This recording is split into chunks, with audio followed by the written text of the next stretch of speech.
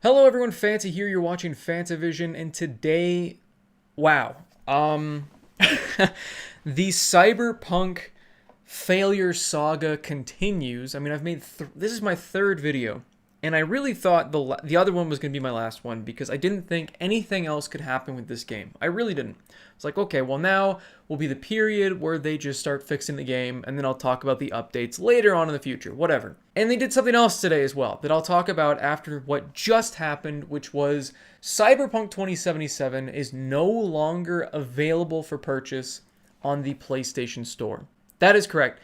You can no longer buy Cyberpunk 2077 on the PlayStation 4 or PlayStation 5 digitally. Wow. I cannot recall another game that has happened with. I feel like it should have happened with other games like Anthem, Life of Black Tiger should have never been on the store, and plenty of other indie crap games that were just thrown together shouldn't be on that store. So why is Cyberpunk 2077 the game that is pulled from digital store shelves? And I think that's because Cyberpunk 2077 is the biggest, most hyped game in recent memory. I mean, people have been hyping up this game for like 8 years or something like that. Pretty much as soon as The Witcher 3 had gotten all of that momentum and people loved the game, everybody was excited about this one. As soon as they excited, people lost their minds. They were really looking forward to this.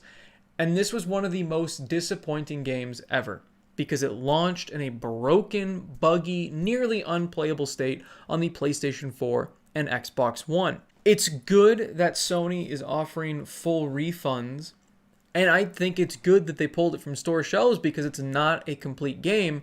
I think, though, that this is something that they should carry forward and use for other games. It's a good way to punish developers for releasing games that are not finished.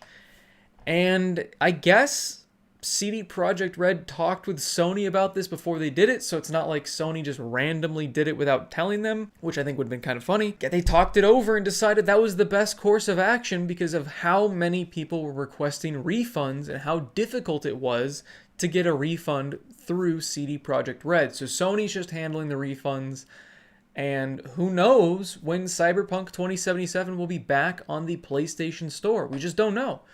I mean, they're definitely going to be motivated to get the game to be fixed now because there are a lot of people that have digital-only PlayStation 5s and a lot of people that buy digital-only games. So, I mean, you're lighting a fire underneath their ass to really get them moving with these updates. And I'm wondering if Microsoft is going to follow suit and also remove it from their stores as well. I have not seen any articles come out about that. There's nothing about in the article that announced that this was happening. Sony obviously isn't going to say whether or not Microsoft is going to do that, but I could see them following the footsteps and just having it completely removed from all digital stores on consoles until they get the game fixed. Because if they're going to do it on one console, why not both? You know what I mean? It's not like the Xbox One is running any better than the PlayStation 4. Just wow. That's incredible. Seriously. And I think it's a good thing. I think I've made that clear. I think it's a good thing that they've done this. And I think they should start doing that from now on. If a game is launched and broken, it's not allowed in the store. Though it should not have been allowed in the store in the first place. Supposedly, Sony and Microsoft are supposed to be QAing these games before they go up on the store. But apparently they're not doing that. Because this game came out, Anthem has come out, countless games have come out as a broken, buggy mess. And they are partially to blame for not QAing their own store. I don't understand that. What are you guys doing? Why are you not doing quality control on your own store?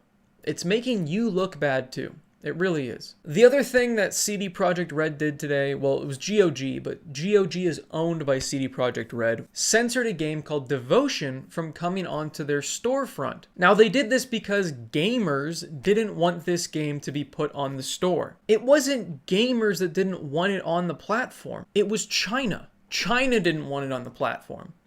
And they just bowed down to what China wanted, because supposedly this game has some reference to their dictator, I'm going to call him that, the dictator in China, and calls Taiwan a country because it's a country.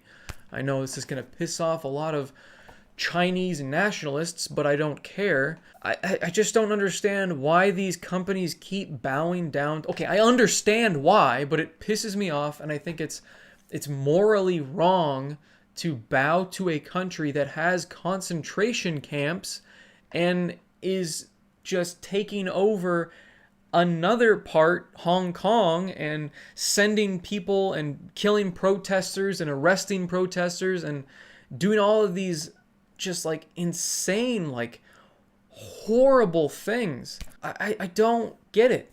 I don't get how you can sleep at night. Yeah, you get the money from China. Congratulations. But is it worth it? Especially with GOG. Like, maybe China would be pissed off enough with CD Projekt Red if they let the game on the store that they wouldn't let people buy Cyberpunk. But even then, like, is it really worth it?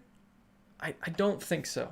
I think companies need to grow a pair and they need to stick it to China. Because I'm sick and tired of China just getting away with censoring our stores and our games because they want everything their way.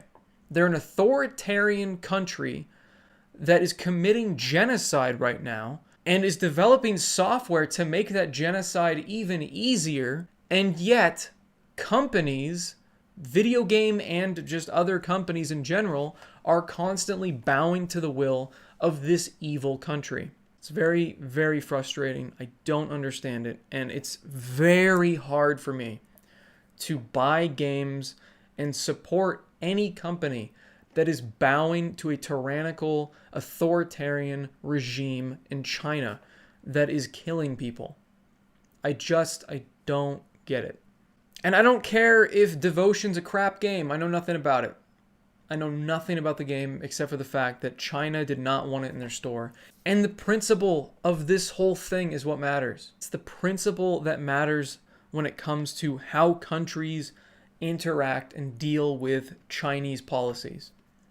And I'm sick and tired of these companies it's just so frustrating. So there you go. Something that I've never seen happen before is now happening. A game is being pulled from the digital storefront from PlayStation consoles, and who knows when it'll come back. Let me know what you guys think about the situation down below in the comments. Like the video if you guys liked it. Subscribe for more content, and as always, have a fantastic day. See you, everybody.